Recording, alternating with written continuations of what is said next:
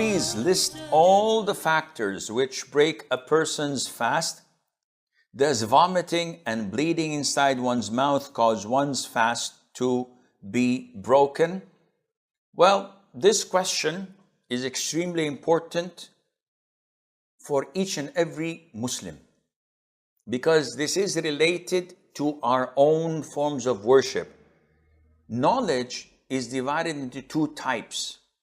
Knowledge that is mandatory upon every individual to learn, and this is known as fard ayn. And knowledge that is fard kifaya, communal obligation. If I know it, the rest of the community are exempted from learning it. If none of us learn it, we're all sinful. So the religion that is accepted at the side of Allah, this is an information that we must know. Fasting. Ramadan is in few days' time. Am I obliged to fast? Of course. I have to know the rulings of fasting. It is not permissible for me to say, oh, I didn't know that drinking soft drinks nullifies your fasting. Your ignorance is unjustifiable. You live in the lands of Muslims and the information is available to you. It's an obligation upon you to know it. Zakat of livestock, camels, cows, and sheep. Is it an obligatory upon me to know the portions of zakat and how to give it out? In every 40 sheep, there is one sheep. In every 5 camels, there is one sheep. In every 30 to 40 cows, there is this and that. Is it mandatory for me to know? Well, this depends. Do you have livestock? No, I don't even know the difference between a camel and a cow. Never seen one. In this case, it's not an obligation upon you. You're not a lesser Muslim if you don't know, because it's not obliged. Allah will not ask you on the Day of Judgment, how many sheep should we give zakat over a 40 until 120? Allah will not ask you about this because you don't have them. So knowing what breaks your fasting is an obligatory act upon each and every one of us, because this is an obligation upon all Muslims, that is to fast. So what breaks my fast? There are 7 things that usually scholars mention when they talk about things that nullify fasting. The greatest of them all is intercourse. Of course, with a spouse. I'm not talking about zina, fornication, adultery. I'm talking about legitimate relationship between a man and his wife. This is totally prohibited on the daytime of Ramadan for a person who's residing. And if he does, or if she does that, then first of all, the day is void. But they must maintain fasting. Though it's void, they have to make up for that day. They have to give expiation each.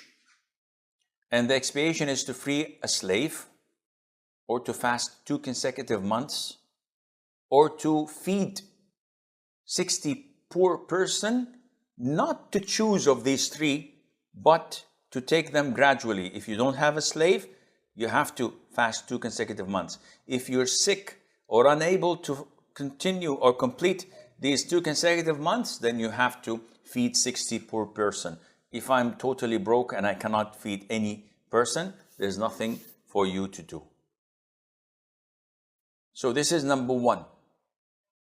Number 2, what takes the ruling of intercourse? What is that? It's known as masturbation. Intentionally ejaculating. Now, having said that, one would say, what about nocturnal emission, known as wet dreams? Wet dreams are not within your control. When you sleep, you don't have the option or the choice whether to do this or to do that. It happens. So it has no impact on your fasting. But to purposely ejaculate, whether by masturbating, by watching something that provokes you to ejaculate intentionally, in this case, this nullifies your fasting. Do I have to pay the expiation of freeing a slave, fasting 2 consecutive months, or feeding 60 poor people? No, you don't. But it's a sinful thing. And this was mentioned in Surah Al-Ma'arij. وَالَّذِينَ هُمْ لِفُرُوجِهِمْ حَافِظُونَ. Allah, when He praised the righteous people by saying that they preserve their own chastity, they do not abuse their private parts in illicit and illegal sexual intercourse. And then Allah says, except having this with their spouses and their right hand possession. And whoever transgresses and has this desire fulfilled other than that, the spouses and the right hand possession, then they are transgressors. فَأُولَٰئِكَ هُمُ الْعَادُونَ. So it's sinful, it's transgression, it breaks the fasting, as the majority of scholars stated. So the third thing after intercourse, ejaculation, is eating and drinking. But before we go into the issue of eating and drinking, I might have to be a little bit French, so people would understand that what is meant by intercourse is the actual penetration. And I will not explain more than that. But ejaculation is not intercourse. So if a man has intimacy with his wife without penetration and he or she ejaculates, this does not fall under the category of intercourse. This falls under the category of masturbation. If penetration takes place without ejaculating, this is intercourse. So they have to be careful to know the difference between the two. Thirdly, eating and drinking. So anything that a person consumes that goes into his stomach would invalidate his fasting. If he does this intentionally, and if he does this remembering and knowing the ruling of it, even if he swallows a pill or he swallows a stone, this would invalidate his fasting. Fourthly, what takes the ruling of eating and drinking. And we spoke earlier about this, and this refers to anything that is nourishing your body, such as glucose and the IV that people take, and they can live on that for a number of days. Fifthly, intentional vomiting. And why do we say intentional vomiting? Because the Prophet ﷺ said, whoever is overwhelmed and vomits unintentionally, his fasting is intact. But whoever intentionally and deliberately vomits, then he has broken his fast. So, for example, someone fills up his stomach, and all of a sudden, without him intending it, he has to throw out. He goes and rushes to the toilet, he throws out. His fast is intact. Someone who is feeling uneasy, he ate too much and he doesn't feel good, he inserts his finger in his throat and he throws up.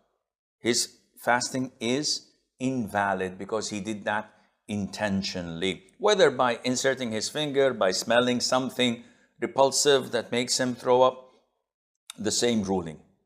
So this is the fifth.